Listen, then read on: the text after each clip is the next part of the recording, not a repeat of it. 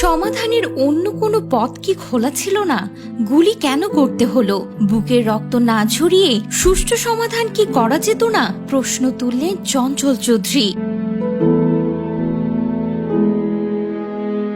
জীবন বাজি রেখে শিক্ষার্থীরা রাজপথে নেমেছেন নিজেদের অধিকার আদায় করতে। তাদের সঙ্গে একাত্মতা প্রকাশ করে বিভিন্নভাবে প্রতিবাদ করছেন সবুজ অঙ্গন থেকে মিডিয়ার অনেকেই। পেশাগত কাজে দেশের বাইরে ছিলেন জনপ্রিয় অভিনেতা চঞ্চল চৌধুরী।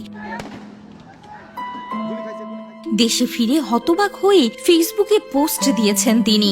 সামাজিক যোগাযোগ মাধ্যমে তিনি লিখেছেন, পেশাগত কাজে প্রায় 20 দিন আমেরিকা থাকার পর গতকাল রাতে ঢাকায় ফিরেছি। সেখানে বসে এই কয়দিন নিউজগুলো দেখে হতবাক হয়েছে। সমাধানের অন্য কোনো পথ কি খোলা ছিল না?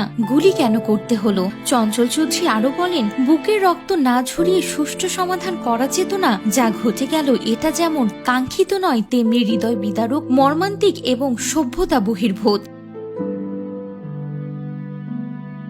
রাজনীতি নিয়ে তিনি বলেন, আমি খুব সাধারণ একজন মানুষ এবং অভিভাবক হিসেবে রাজনীতির এত কঠিন কৌশল বুঝি না। শুধু একটা প্রশ্ন বুঝি, তরুণ তাজা যে প্রাণগুলো অকালে ঝরে গেল তার দায় কে নেবে?